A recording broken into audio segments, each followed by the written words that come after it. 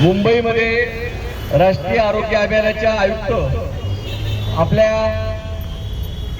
आयुक्त मॅडमच्या कॅबिनला आरोग्य भवनला आयोजित करण्यात आलेली होती। किती दिवसापूर्वी आज 24 तारीख आहे, 22 तारखेला आम्हाला पत्र दिलं। आम्ही इशारा दिला होता की 21 तारखेला आम्ही मोर्चा करतोय मुंबईला। ते मोर्चा करू नका, 22 तारखेला आम्ही तुम्हाला भेटायला वेळ देतो। 22 तारखेला वेळ दिल्यावरती आपण सगळ्या पदाधिकाऱ्यांनी महाराष्ट्रातल्या रिझर्वेशन कृती समितीच्या नेत्यांनी केलं। आपल्या नेत्यांनी पण नाशिकच्या सर्वांनी रिझर्वेशन केलं। मात्र संध्याकाळी 7:30 वाजता फोन आला की आरोग्य मंत्र्यांनी दुसरी बैठक आयुक्तांची लावल्यामुळे आपल्या आशा गटप्रवर्तक कृती समितीची आयोजनची बैठक तुम्हाला तारीख आम्ही सांगू आणि आजची मीटिंग रद्द झाली आहे असा निरोप आला। आणि म्हणून आपण महाराष्ट्रभर आशा गटप्रवर्तकांच्या प्रश्नावर वेगवेगळ्या जिल्ह्यामध्ये आंदोलन सुरू आहे। आपण आपल्या जिल्ह्यामध्ये वाट पाहत होतो की आंदोलनाची गरज होता कामा नये, परंतु आपल्याला त्यांनी अजूनही 2 दिवसानंतर तारीख सांगणार होते। आज 24 तारीख आली। कालही फोन केल्यावर सांगितलं की सोमवारी आम्ही तुम्हाला तारीख सांगतो आणि मग बैठक आपली होईल। भगिनींनो, महाराष्ट्रातल्या 78,000 आशा, जवळपास 4,000 गटप्रवर्तक यांना 6 ते 7 महिन्याचा मोबदला मिळालेला नाही केंद्र सरकारचा। तर काहींचा समज असेल की आपल्या महाराष्ट्रातच मिळालेला नाही, परंतु माहिती म्हणून सांगतो, संपूर्ण देशातल्या जवळपास 7 लाख आशा आणि जवळपास 35,000 गटप्रवर्तकांना या केंद्र सरकारने 6 महिन्यापासून मोबदला दिलेला नाही। काही राज्यामध्ये फक्त केंद्राचाच मोबदला अजूनही मिळतो। आपण संघर्ष करून भांडून महाराष्ट्र सरकारच्या तिजोरीतून 10,000 रुपये मिळवलेले आहेत। ते तरी थोडेसे वेळेवरती या वर्षी आपल्याला मिळाले।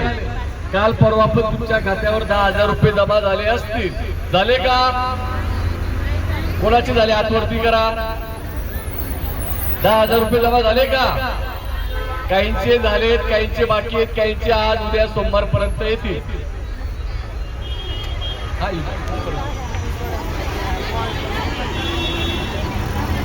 तर मुद्दा असा आहे की 10,000 रुपये यावर्षी आपल्याला मार्च पर्यंत तरतूद केल्यामुळे सगळ्यांना मिळाले, वेळेवरती मिळाले।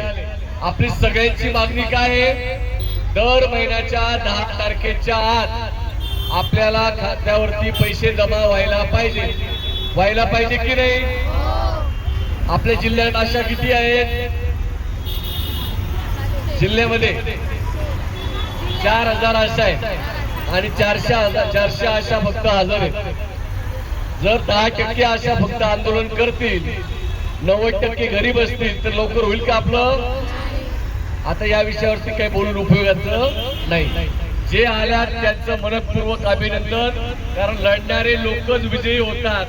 ते घरी बसतात, त्यांच्या मनाला नक्की वाईट वाटेल की आपण काही गेलो नाही, संघटना काही रोज मोर्चे करत नाही, परंतु त्याची जाणीव असायला पाहिजे की आपल्या प्रश्नासाठी आपण रस्त्यावरती उतरायला पाहिजे। आज आपण मोठ्या संख्येने आलेला आहात।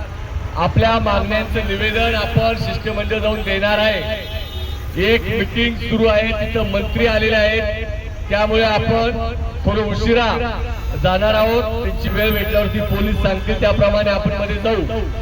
आणि म्हणून आपल्या ज्या मागण्या आहेत आजच्या, की 6 महिन्याचा थकीत मोबदला त्वरित दिला पाहिजे। दुसरी आपली मागणी आहे, गटप्रवर्तकांचा जो प्रस्ताव केंद्र सरकारकडे कंत्राटी कर्मचाऱ्याचा गेलेला आहे, त्याला 2 वर्ष झाले, त्याच्यावर कारवाई झाली नाही, तर त्वरित तो कंत्राटी कर्मचाऱ्याचा प्रस्ताव मंजूर झाला पाहिजे। आपली तिसरी महत्वाची मागणी आहे, आशा गटप्रवर्तकांना BLO जनगणनेचे कामाची सक्ती करता कामा नये।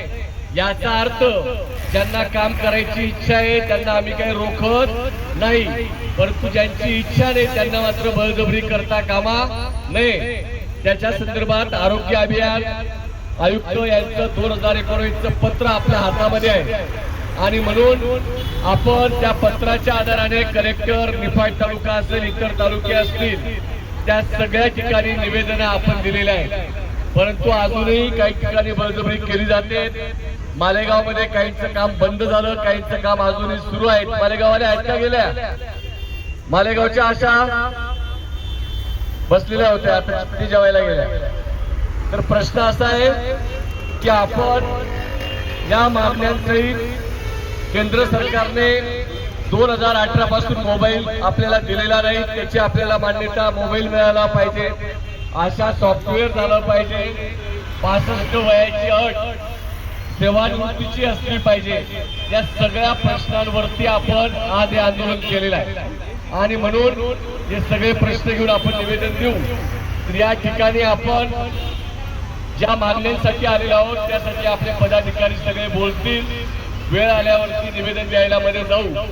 या ठिकाणी आयटकचे जिल्ह्याचे अध्यक्ष दनवटे मामांना विनंती करतो की आपण या मोर्चासाठी आपण पाठिंबा व्यक्त करावा, आशांशी बोलावा असं मी आपलं विनंती करतो.